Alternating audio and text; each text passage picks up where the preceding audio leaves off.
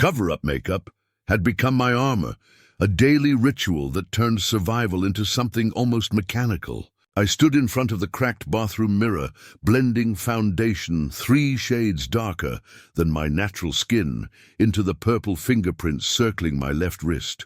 The concealer came next, patted carefully along my collarbone, where Tyler's grip had left marks that looked like a necklace I never asked for. My reflection didn't flinch anymore. The bruises had become as normal as my morning coffee, as routine as tying my apron before heading to Rossi's.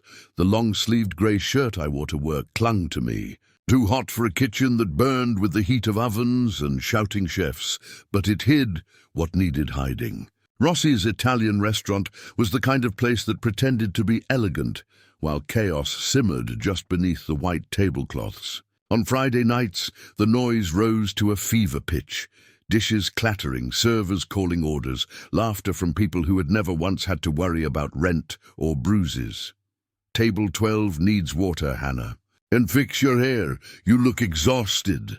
Marco, the floor manager, barked as he passed. I bit back a response. I was exhausted. Tyler had kept me up until 3 in the morning, pacing our small apartment, voice slurred and sharp. The accusations had started soft. Why didn't I answer his text? Why did I stay late at school? But by the time the clock hit 2, words had turned to fists. My crime this time was simple. I wanted to finish my nursing degree. 6 more months. 6 more months and I could leave, support myself and my 16-year-old sister, Megan. But I couldn't say that out loud. Tyler didn't like it when I talked about plans that didn't include him. I tucked a stray piece of hair back into my ponytail and grabbed the water pitcher. The polished chrome of the kitchen counter threw my reflection back at me.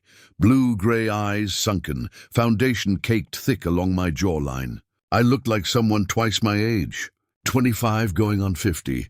When I stepped into the dining room, the air shifted. The restaurant was dimly lit, golden light catching the glint of wine glasses and laughter bouncing off marble floors. Table 12 sat in the corner behind velvet ropes, reserved for important guests. 4 men occupied the booth, all wearing dark suits that looked expensive enough to buy my freedom twice over. But only one of them made my heartbeat stumble. He sat at the head of the table, jacket off, white shirt open at the collar to reveal a gold chain that shimmered when he moved. His black hair was combed back from a face that looked sculpted rather than born, strong, angular, calm in a way that felt dangerous. His eyes were the kind of dark that made you forget color existed, and when they lifted to meet mine, I nearly forgot to breathe. "Water?" I asked, my voice too steady for how my hands trembled. "Please." His tone was smooth, quiet, but there was something beneath it. Steel, maybe. The faint trace of an accent that didn't belong to Chicago. As I poured, I could feel his gaze on me, not in the way other men looked, assessing, entitled, but observant as though he were reading words written under my skin. I hated that it made me self-conscious. I hated more that it made me feel seen. "Menus for my associates," he said. The faintest command disguised as politeness. "Yes, sir." I handed them out, rehearsed the specials, the same lines I recited every night like prayers I no longer believed in. But he wasn't listening to the menu. He was watching me, the girl who'd spent months trying to disappear. When I turned to leave, the heat from the kitchen felt colder than before. I took a deep breath, leaned against the counter, tried to steady my pulse. It wasn't just that he was beautiful. Beauty was common in this city, cold, polished, forgettable. This was something else, a presence that filled the room without needing to raise its voice. "Who's at 12? I asked Maria, another waitress. She looked up from her tray, her eyes widening slightly. "Dominic Marino owns half the Italian businesses north of the river. You didn't know?" "No, be careful," she said softly. "Men like that? People disappear around them?" I forced a small laugh. Though my throat tightened, disappear, the word sat heavy on my tongue. For the next hour, I served them wine and appetizers, each trip to the table, tightening an invisible thread between us. He didn't speak much, letting the others chatter about deals and numbers, but every time I passed, those dark eyes followed me. I tried to ignore it, tried to focus on the plates, the customers, the ache in my wrist. But I felt it, the weight of being noticed after months of being invisible. When I reached for a glass, my sleeve caught on the edge of the tray. It slipped. The world tilted, and before the crash could come, a hand caught my arm, firm, steady, controlled. His hand. "Careful," he said quietly, eyes dropping to where his fingers brushed my wrist. The sleeve had slipped just enough to reveal the bruises. His expression didn't change, but the air around us shifted. The warmth drained from it, replaced by something colder, sharper. I pulled my sleeve down, muttering an apology. But his gaze lingered, on my wrist, on me, on the story I hadn't told. When the night ended, he left a folded stack of bills under his glass. 5 crisp hundreds and a business card with embossed lettering. On the back, in neat handwriting, "In case you ever need help with doors." I stood there long after he'd gone, the din of the restaurant fading around me, the words echoing like a promise or a warning. Saturday rain blurred the Chicago skyline into streaks of grey as Hannah woke with a dull ache behind her eyes. The apartment smelled like whiskey and anger. Tyler's side of the bed was empty, but his presence lingered in the overturned chair, the cracked picture frame on the floor, the faint echo of his voice from last night's fight. She touched the faint bruise along her neck, the one that concealer couldn't quite hide anymore. Every mark told the same story: apology, promise, repeat. By noon she was back at Rossi's, the noise of the kitchen filling her ears like armor. The air was thick with steam and the metallic rhythm of knives hitting cutting boards. She tried to lose herself in it, in the ordinary routine of survival. But when Marco handed her the night's assignments, her chest tightened. Table 12 again, the same booth, the same velvet rope, the same man whose dark eyes had found her bruises the night before. He was already there when she stepped onto the floor. Different suit this time, charcoal grey, perfectly tailored, no tie. The faint shadow of stubble along his jaw made him look almost human, almost approachable, but the energy around him was different. Quiet power that made people move out of his way without knowing why. She set down the menus with steady hands. "Welcome back to Rossi's," she said, forcing a polite smile. Dominic's gaze rose slowly, meeting hers with unnerving focus. "Miss Carter, isn't it?" He remembered her name. "Most customers didn't. You seem less afraid tonight," he said quietly. "I wasn't afraid yesterday," she lied. No, he tilted his head slightly, studying her. "You were something else. Trapped, maybe." Her throat tightened. "Would you like to hear tonight's specials?" He leaned back, the faintest smile ghosting across his lips. "Surprise me." The request threw her off balance. She scribbled an order that made sense and retreated to the kitchen, her pulse racing. Maria caught her arm as she passed. "You're pale again," she whispered. "You okay? Fine, just tired." "That man at table 12, Dominic Marino, he's dangerous," Maria said softly. "People talk. He runs half the north side. Imports, construction, clubs. The other half owes him favors." Hannah's heart stuttered. "Then why is he here?" Maria shrugged. "Because sometimes even dangerous men need pasta." Back at table 12, the men around Dominic were loud, their laughter sharp with something that didn't reach their eyes. He didn't laugh. He just watched. Hannah placed the plates carefully on the table, her fingers trembling as she set his glass down. "Wine?" she asked, red. "Whatever you think suits the meal." The words felt like a test. She poured carefully, the deep color reflecting light like spilled blood. His hand brushed hers as he took the glass, a deliberate touch that made her breath catch. "Thank you, Hannah." It shouldn't have meant anything, but the way he said her name, soft and certain, felt like acknowledgement. Like a hand reaching through fog.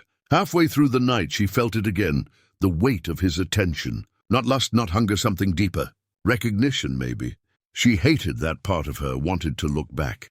When the dinner rush finally slowed, Dominic's men paid the bill in silence. He remained seated, fingers tapping lightly against his glass. When she came to clear the plates, he spoke again, low enough that only she could hear. "Has he hurt you since last night?" Her hands froze. "I don't know what you're talking about." "Yes, you do." The air between them felt electric, heavy with unspoken truth. "You should leave him," Dominic said quietly. "That's not your business. It is now." Something in his voice made her look up. For a moment she saw it again. The shadow behind his calm, the violence coiled beneath control. Then he stood adjusting his jacket with the ease of a man used to command. He placed another folded stack of bills under the glass, this time with no card, no words. Just a glance that promised more than it said. When the doors finally closed behind him, Hannah sank against the counter in the kitchen, shaking. Maria found her 10 minutes later, eyes wide. "What did he say to you?" "Nothing," Hannah whispered. "And everything." Outside, the rain kept falling. Somewhere across the city, a black car waited at a curb engine, running lights dimmed. Inside sat Dominic Marino, watching the entrance to Rossi's. Through the reflection of water on glass, his jaw tight, his eyes unreadable, he had seen enough bruises in his life to know what came next if he didn't intervene. The decision formed in silence. No calls, no orders, just a quiet nod to the driver. That night, as Hannah locked the restaurant doors, the street felt too quiet, the air too still. She didn't see the dark car following from a distance, headlights low, trailing her all the way to her apartment, and she didn't see the second car waiting half a block away with Tyler inside watching too, the clock above the restaurant. Door struck 9 when the storm began. Wind rattled the windows and thunder rolled like an approaching warning. Hannah was refilling glasses at table 7 when she saw him. Tyler, standing outside Rossi's beneath the awning, his soaked hair plastered to his forehead, his jaw clenched. The moment their eyes met through the glass, her pulse tripped. He pushed through the front doors with a burst of cold air and fury that made every conversation in the dining room falter. Tyler's eyes swept the restaurant until they locked on her. His lips twisted into a smile that wasn't a smile at all. He reeked of alcohol even from across the room. Hannah froze for a heartbeat, then moved toward him, trying to intercept before he reached the crowded floor. "Tyler, you need to leave," she said under her breath. "You're drunk. We need to talk," he said louder, his voice slicing through the room. Marco, the manager, hurried over, his face flushed with panic. "So please lower your voice or step outside. I'm not talking to you," Tyler snapped, shoving past him. "I'm talking to my girlfriend." Hannah grabbed his arm, panic flickering through her. "Tyler, please, not here. You think you can ignore my calls?" He hissed the words, his grip tightening. "You think because some rich guy tipped you big, you can treat me like garbage?" The restaurant fell silent. Diners watched wide-eyed, pretending not to. Hannah felt the world tilt as Tyler's hand clamped around her wrist, right where the bruises still bloomed beneath her sleeve. Pain flared, but she kept her voice even. "Let go, Tyler, please. You belong to me," he growled, pulling her toward the door. Marco shouted something, but Tyler didn't hear. He dragged her outside into the rain, down the narrow alley behind the restaurant. Water splashed under their shoes. Hannah struggled, but his grip only tightened. "You embarrassed me," he said, his face inches from hers. "I saw how you looked at him at that table last night. The big man in the suit, the one with the scar. You think I don't notice, Tyler? Please, I'm working. You think you're too good for me now?" His hand shot up and slammed against the wall beside her head. "You think some guy like that will save you? He's not going to want a broken waitress with nothing to offer." His forearm pressed against her throat. Rain mixed with her tears. The edges of her vision blurred. She tried to speak, but no sound came. Then suddenly the pressure disappeared. Tyler was yanked backward with a force that sent him crashing into the opposite wall. The impact made the dumpster rattle. Hannah coughed, sucking in air that burned her lungs. Dominic Marino stood at the mouth of the alley, his suit soaked, his expression unreadable. The 2 men behind him looked carved from stone. The rain fell harder, but Dominic didn't seem to notice. He moved forward each step, deliberate like a predator closing in on prey. "You made a mistake," he said, his voice calm, almost gentle. Tyler scrambled to his feet, anger flashing through his fear. "Who the hell are you?" Dominic's eyes flicked toward Hannah, then back to Tyler. "Someone who doesn't tolerate men, who hurt women." Tyler laughed, the sound ugly. "She's mine. Stay out of it." The next second, Dominic's fist connected with his jaw. The sound was sharp and final. Tyler hit the ground, but Dominic didn't move closer. He didn't need to. One of his men stepped forward, grabbing Tyler by the collar, dragging him upright with terrifying efficiency. "This isn't your business," Tyler shouted, struggling. "Hannah, tell them." Dominic turned his head slightly, his voice low enough only she could hear. "Do you want me to stop?" Hannah looked at Tyler, bleeding in the rain, still sneering, still blaming her, even now. Her voice came out a whisper. No, Dominic nodded once. His man forced Tyler toward a waiting black car at the end of the alley. The door opened, the driver silent. Tyler fought, but another blow silenced him. The door shut. The car rolled away, disappearing into the storm. Hannah stood trembling, her hands pressed to the wet brick wall. The rain washed away her makeup, revealing every bruise beneath. Dominic stepped closer, his tone softer now. "Are you hurt?" She shook her head, but her knees gave way. He caught her before she hit the ground, his hands steady against her back, his coat shielding her from the rain. The scent of leather and rain and something darker surrounded her. He guided her to the car waiting at the curb. Inside it was warm, the city lights blurring past the windows. Neither of them spoke. After a long silence, she whispered, "What did you do to him?" Dominic looked out the window, his jaw tight. "I handled it. Will he come back?" No, something in the way he said it made her shiver. Outside, the storm raged on, washing the city clean. But inside the car, the quiet felt heavier than thunder.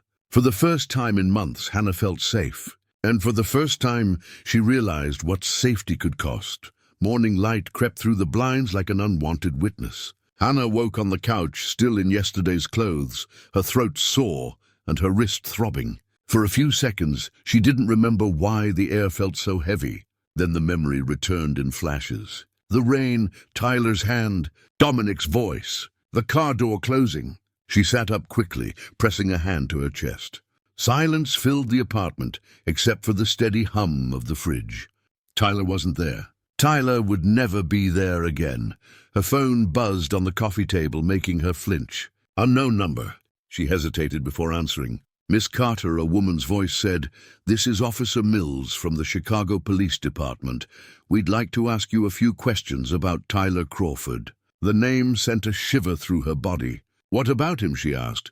"He was reported missing early this morning. His car was found near Montrose. Arbor, his wallet and phone were inside. We're establishing a timeline of his movements." "Yesterday," Hannah swallowed hard, forcing calm into her voice. "The last time I saw him was at my workplace, Rossi's. He showed up drunk, caused a scene. My manager removed him. I don't know where he went after." There was silence on the other end, long enough to make her heart pound. "If you remember anything, please contact us," the officer said finally. She hung up, leaving Hannah gripping the phone like it might bite. The knock came minutes later, 3 sharp taps that made her jump. She peered through the peephole. Dominic stood in the hallway holding 2 paper cups of coffee and a small black bag. She opened the door slowly, her voice barely a whisper. "How did you find me?" He looked at her bruised throat, his expression unreadable. "You didn't sleep," he said, and stepped inside without waiting for permission. He set the coffee on the counter, opened the black bag revealing medical supplies. "Sit," he said calmly. "I'm fine," she murmured, but he raised an eyebrow, the kind of look that didn't need words. She sat. His fingers brushed her chin, turning her face gently to the light. "The bruise on your neck needs cold compress and gel," he said, matter-of-factly wrapping ice in a towel, pressing it carefully against her skin. She winced.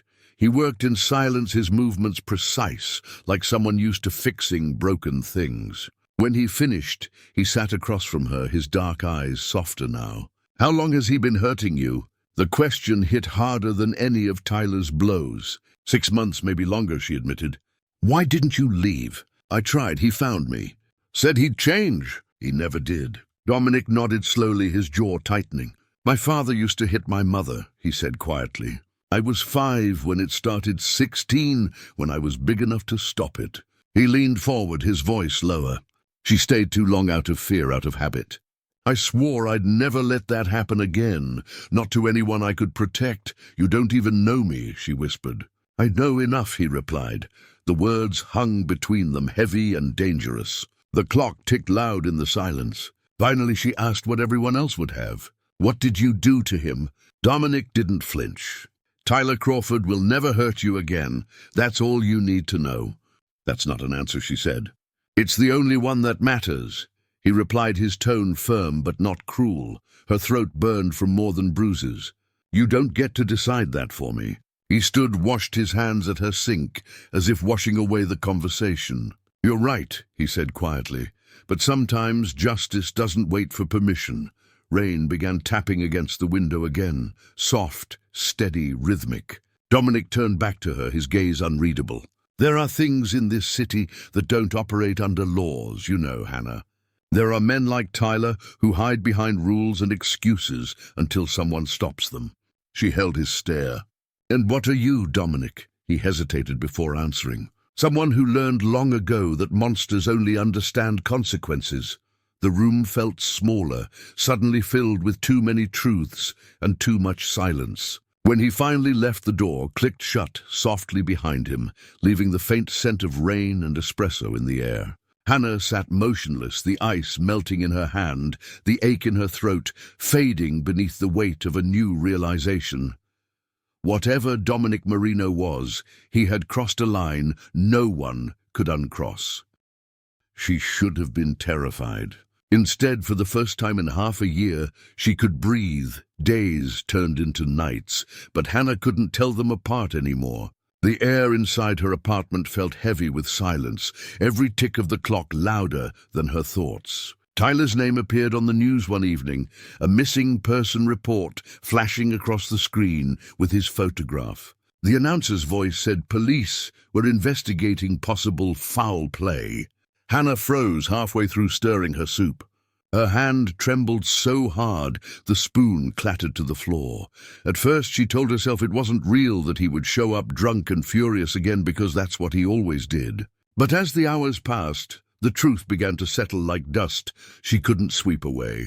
He wasn't coming back. She should have felt relieved, but instead, guilt twisted inside her like a blade.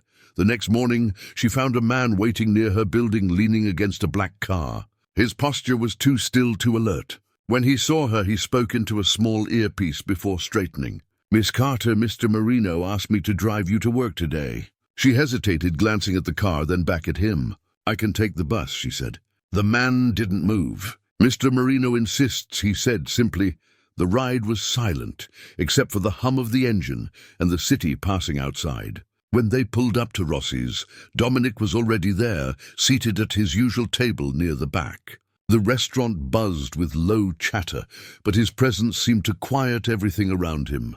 Hannah approached slowly, trying to steady her breath. "You didn't have to do that," she said. His eyes lifted, meeting hers. "The man you worked for didn't have to either, but he did." "Consider this balance. I'm not yours to protect," she said. He studied her for a moment before answering. "Maybe not, but that doesn't mean I'll watch you drown." She turned to leave, but his next words stopped her. "Your sister's school fees are overdue. I took care of them." Her body went cold. "How do you know about Megan?" His gaze didn't waver. "Because she deserves better than this city gives her." "So do you." Anger and confusion tangled inside her. "You can't just fix my life like it's one of your deals, Dominic." "I didn't ask you to. You didn't have to," he said quietly. The rest of the shift passed in a blur. Customers came and went, plates clattered, laughter echoed, but Hannah felt eyes on her all day. Not from Dominic, but from somewhere else. She caught glimpses of a dark car parked across the street more than once. When she mentioned it to Maria, the older waitress frowned. "You should tell that man of yours," Maria said nervously. Hannah shook her head. "He's not my man." Maria gave a worried look. "Then pray he never decides he wants to be." That night, Megan called crying. Someone had followed her from school, she said, a black car with tinted windows. Hannah's heart nearly stopped. "Stay inside," she told her sister. "I'm coming now."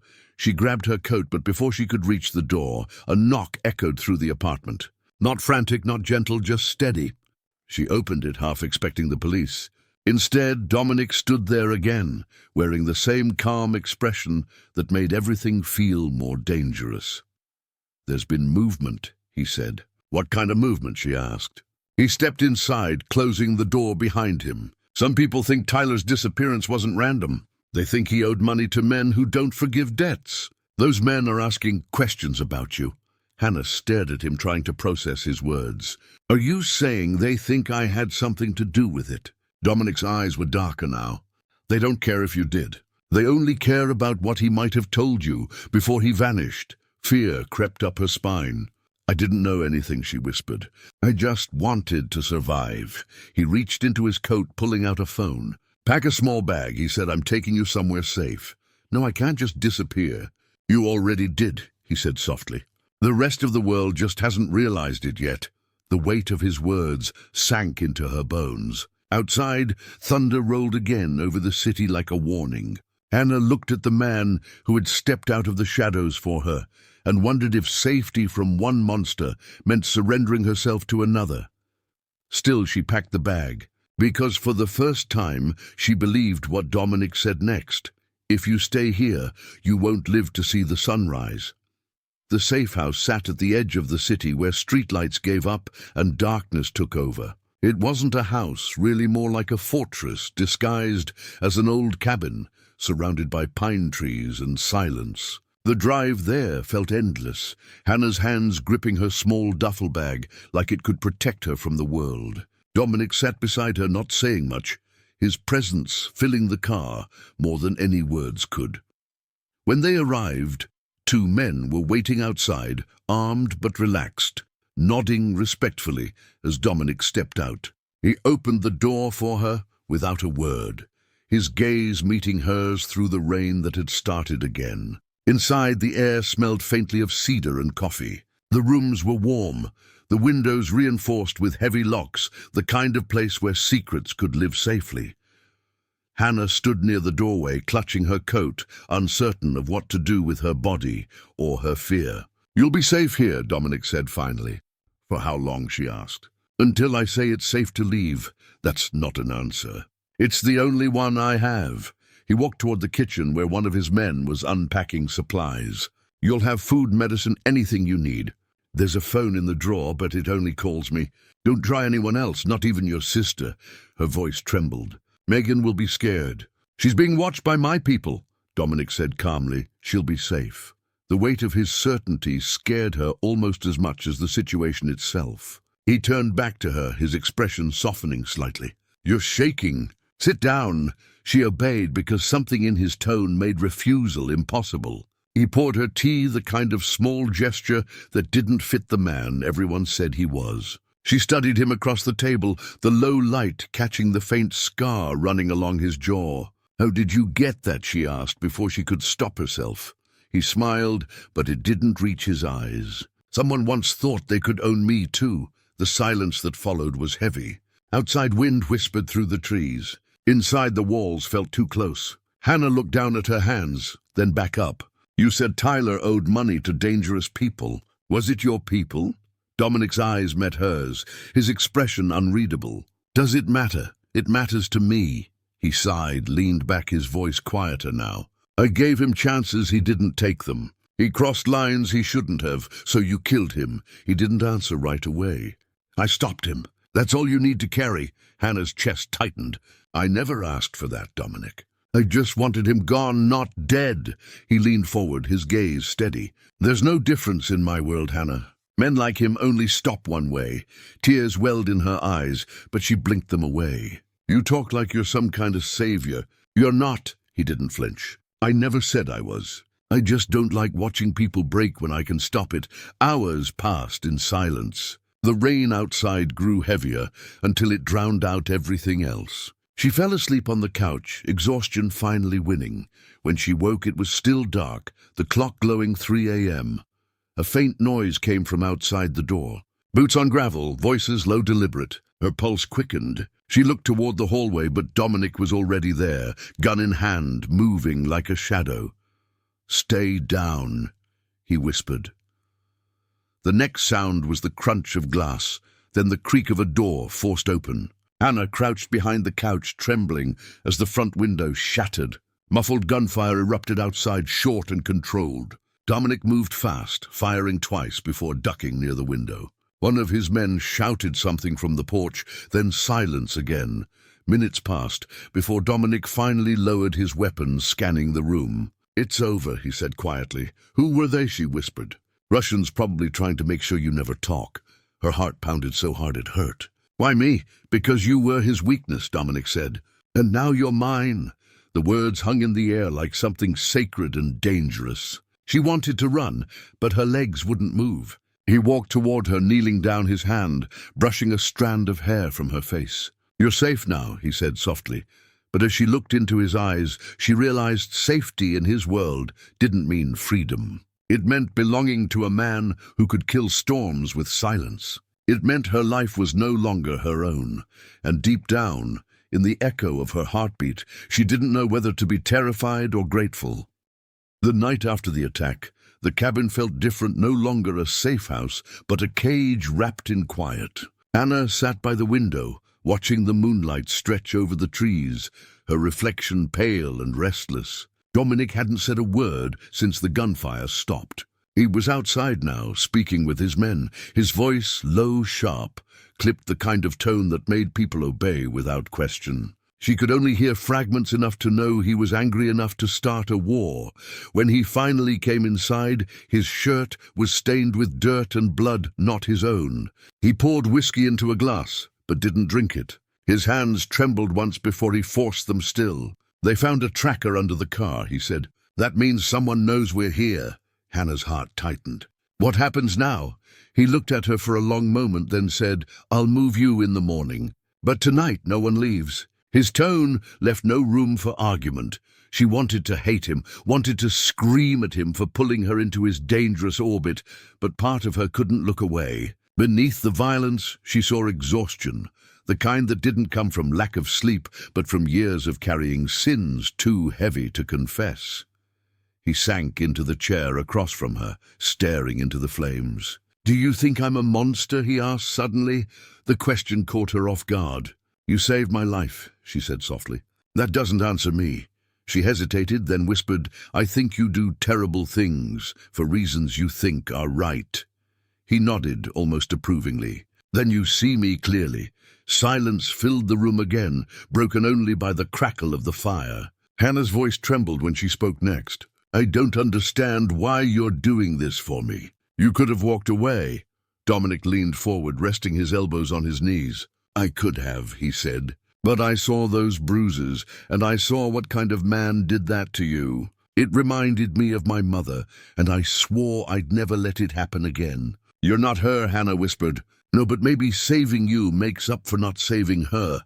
The confession hit harder than she expected. The strong, untouchable man in front of her suddenly looked human, raw, even. "What happened to her?" she asked.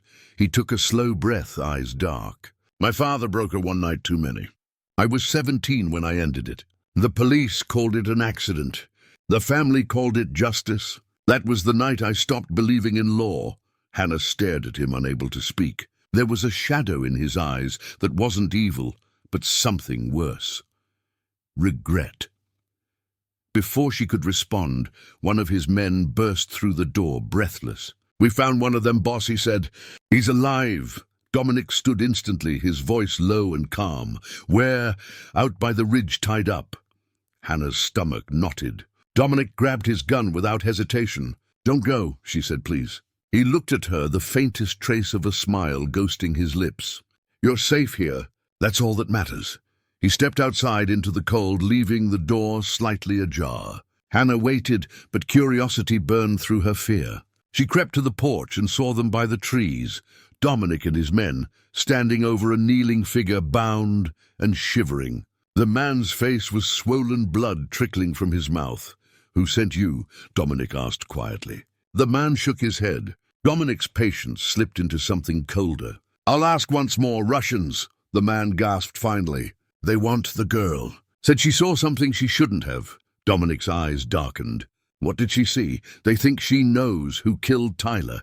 Hannah felt the air leave her lungs. Dominic's jaw tightened, his silence more terrifying than his rage.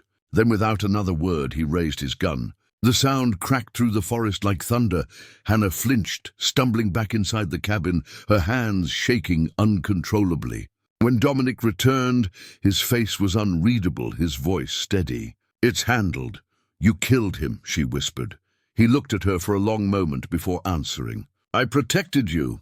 "There's a difference." She backed away, tears burning her eyes. "You can't keep doing this for me." "I can't live like this." He stepped closer, his voice softer now. "You're already living because of this, Hannah. The world outside doesn't forgive people like me or protect people like you. But here you're untouchable." Her heart pounded the space between them, charged with fear and something deeper she couldn't name. He reached out, brushing her cheek gently. The contact sent a shiver down her spine. "You'll hate me one day," he murmured. "But not tonight." And when his lips met hers, it wasn't gentle or slow. It was desperate, full of everything they couldn't say. Outside, the forest stayed silent, but deep inside, Hannah knew something had shifted forever. She wasn't just the girl he saved anymore. She was the secret he would burn the world to protect. Morning came grey and heavy, the kind of morning that felt like a warning. Hannah woke to the smell of rain-soaked earth and the faint sound of voices outside. Dominic was already up, standing by the window, shirt sleeves, rolled eyes sharp as he watched his men move through the mist. Something had changed in his posture, colder, harder. She sat up, wrapping the blanket around her shoulders. "What happened?" she asked quietly. He didn't turn around. "Someone leaked the safe house location. We're moving again." Her pulse quickened. "You said we were safe here." "I said you were safe until you weren't," he replied, his voice calm, but edged with danger. They left within an hour. 2 black SUVs rolled down the dirt road, silence thick between them. Hannah sat in the back seat, watching the trees blur past, wondering when her life had become a scene from someone else's nightmare. Dominic sat beside her, his phone buzzing every few minutes. He answered none of the calls. Finally, she couldn't hold the question any longer. "How far are we going?" "Far enough," he said. "And Megan, she's with my men. She'll be moved once we know where the leak came from." The words chilled her. "You make it sound like a war, Dominic." He looked at her, then eyes dark and unflinching. "It is."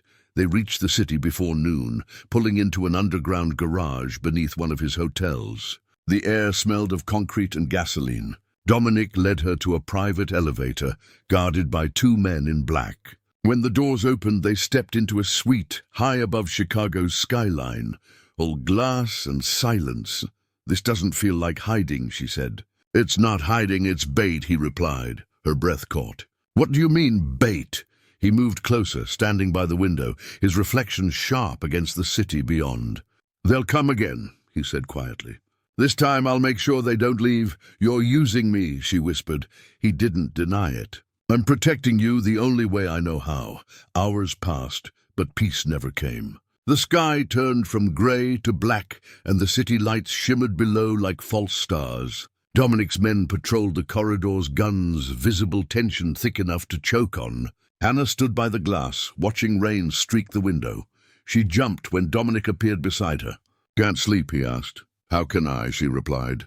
"Every time I close my eyes, I see that man you shot." He studied her face quietly. "If I hadn't done it, you'd be dead." "That doesn't make it right," she said. He exhaled slowly, his voice low. "Right is a luxury I can't afford." The silence stretched between them. Then his phone buzzed again. He answered this time, and his face changed. One word escaped his lips. "Megan." Hannah froze. "What about her?" Dominic's expression darkened. "She's missing." Her knees nearly gave way. "No, that's not possible. You said she was safe." "I said she was watched. Someone got to the men guarding her." "She's gone." The next few minutes blurred. Orders barked, phones ringing, engines roaring. Dominic's control cracked just enough for her to glimpse something beneath the surface, a kind of panic he couldn't mask. "We'll find her," he said, but his voice wasn't calm anymore. "Who took her?" Hannah demanded. "Russians, most likely. Retaliation for last night. They think taking your sister gives them leverage." Her breath came in shallow gasps. "What are they going to do to her?" Dominic grabbed her shoulders, forcing her to look at him. "Nothing if they're smart. They want a meeting, not a body. A meeting." "You mean an exchange?" He nodded once. "Me for her?" "No," she whispered. "You can't. It's already decided," he said softly. That night the city seemed to hold its breath. Dominic left at dawn with 3 cars and a promise. "Stay inside, no matter what happens." Hannah watched from the balcony as the convoy disappeared into the rain, her hands trembling around the railing. She'd seen this before in movies, but this was real. And for the first time she realized that whatever Dominic had done for her, he might now be doing the same for Megan. Hours later, her phone rang once. No number, just a single message on the screen. He kept his word. Her breath hitched as a second message appeared, but now he's gone. The phone slipped from her hand crashing to the floor as the city lights flickered like dying stars. The message burned in Hannah's mind until it didn't feel real anymore. The hotel room seemed to tilt, the walls closing in around her. Dominic gone. The words made no sense. She picked up the phone again, but there was no signal. The security detail outside the door was gone too. The suite that once felt like a cage now felt like an empty tomb. She forced herself to breathe, to think. Megan. If Dominic had gone to meet the Russians, then Megan was with them. That was the only reason he'd leave her behind. She paced the room, heart pounding as thunder rolled outside. The rain hadn't stopped since the night they met. Then came the sound. A faint metallic click at the door. Her body froze. Someone was unlocking it from the outside. She looked around quickly, eyes landing on a small knife on the minibar. It wasn't much, but it was something. She gripped it tight, her knuckles white. The door swung open. A man stepped in, tall, thin eyes cold. He wasn't one of Dominic's. Two more followed behind him, their silence more terrifying than noise. Hannah took a step back. "What do you want?" she demanded, though her voice shook. The first man smiled. "You're a valuable woman, Miss Carter. Our boss has been looking for you. I don't know anything," she said. He moved closer. "That's not what Dominic Marino believes. He seems to think you're worth dying for. And when men like him care that much about someone, there's always a reason." He reached for her wrist. She slashed instinctively, the knife slicing across his hand. He hissed in pain and swung back, but she ducked, running toward the balcony. Rain and wind hit her face as she stepped out 30 floors above the street below. The man laughed behind her. "You won't jump." She looked down, the city lights, a blur of gold and shadow. "Maybe not," she whispered. Then something else caught her eye. Headlights below. 3 black cars pulling into the alley, their engines still running. Gunfire erupted in the hallway behind her. The men who'd come for her turned in surprise. The door burst open again. Dominic's man Luca stormed in, gun raised. "Down," he shouted. Hannah dropped instinctively. 3 shots cracked the air, and silence followed. Luca grabbed her arm, pulling her inside. "We have to go now," he said. "Where's Dominic?" she asked. His jaw clenched. "They took him to the river warehouse near Navy Pier. We're getting him back." The drive through the storm was a blur of sirens and lightning. The city felt alive and furious. Anna sat in the back seat, soaked from rain, her mind spinning. She couldn't understand why she wasn't terrified anymore. Maybe she had nothing left to lose. When they reached the warehouse, the air was thick with smoke and tension. Luca parked behind a line of black vans, filled with armed men. "The plan's simple," he said. "Get the girl out. Get the boss back alive." "Alive," she repeated. He looked at her grimly. "If we're lucky." Inside, the warehouse shadows moved between pillars and crates. The Russians had set up a perimeter, their voices echoing in a language she didn't understand. In the center, under a single hanging light, Dominic was on his knees, hands tied, blood on his lip. The man standing over him had a gun pointed at his head. "This is how your empire ends, Marino," the man sneered. Dominic didn't answer, just stared at him, cold and steady, even with blood dripping from his mouth. Hannah couldn't stop herself. She stepped out from behind the crates, shouting, "Stop!" Every gun in the room turned toward her. The Russian leader smiled. "There she is, the reason the great Dominic Marino bleeds." Dominic's eyes met hers, filled with fury and something softer. "What are you doing here?" he growled. "Saving you," she said. Luca's men burst in from both sides, gunfire exploding through the room. Hannah dropped to the floor, covering her head, as bullets shattered wood and glass. Dominic lunged at his captor, disarming him in one brutal motion. The man hit the ground hard, and Dominic didn't hesitate. One shot, and it was over. When the noise finally stopped, smoke and silence filled the space. Bodies lay scattered. Luca approached, breathing hard. "We have to move before the cops arrive." Dominic looked at Hannah, still shaking on the floor. He crouched beside her, his voice rough. "Are you hurt?" She shook her head, tears mixing with rain and dust. "You came back for me," she whispered. He brushed a strand of hair from her face, his hand trembling. "I told you you were mine to protect." They left the warehouse just as sirens grew louder. The storm broke open above them, washing blood into the river. Dominic didn't look back. Back in the car, Hannah sat in silence, watching the city fade behind them. When she finally spoke, her voice was quiet. "What happens now?" Dominic looked out the window, eyes unreadable. "Now," he said, "we disappear." And as the rain swallowed the road ahead, Hannah realized disappearing might be the only way either of them would ever survive. The safe house this time was deep in the mountains, far from Chicago, far from everything that had once been their lives. The drive there took all night, silence filling the car, like a ghost, neither Dominic nor Hannah speaking, afraid that words might break the fragile thread holding them together. Dawn crept over the trees, painting the sky gold and gray. For the first time in weeks, she felt something like peace, even if it was only borrowed. Dominic stepped out of the car, scanning the horizon before unlocking the cabin door. Inside was simple wood walls, a fireplace, and 2 bedrooms. He moved through it, checking windows and corners, while Hannah stood in the doorway, her hands wrapped around her jacket. "You built all this?" she asked softly. He nodded, a faint shadow crossing his face. "For when I wanted to disappear," she gave a small, tired smile. "Guess now you have company." For a moment he almost smiled back, but the look in his eyes said something else. He wasn't free, not yet. The violence from the night before still clung to him, the blood, the screams, the river. He poured himself a drink but didn't touch it. "You should rest," he said. She shook her head. "I can't not, until you tell me what happens next." Dominic looked at her like a man searching for words that didn't exist. "There's no next for people like me, Hannah. There's survival, maybe redemption if the world's kind, but happy endings, they don't fit men like me." "You think I care about happy endings," she said. "I just want to stop running." He stared at her long enough that she felt the air change between them. Then he said quietly, "You stopped running the moment you looked back." Days passed in the quiet rhythm of hiding. Dominic spent hours on the phone, dealing with what was left of his empire, handing pieces of it to men he trusted, cutting ties that had ruled his life for years. Hannah helped where she could, cooking, cleaning, pretending the world outside didn't exist. For a while it almost felt normal. Then one night she found him outside, sitting alone under the stars, the glow of his cigarette the only light in the dark. She stepped closer, wrapping a blanket around her shoulders. "You're thinking again," she said softly. "Always," he replied. "I keep wondering if I did the right thing." "You saved us both," she whispered. He shook his head. "I destroyed too much to call it saving." She knelt beside him, taking his hand. "You don't have to keep being that man, Dominic. Maybe it's time you let him die." He looked at her, then something breaking open in his chest.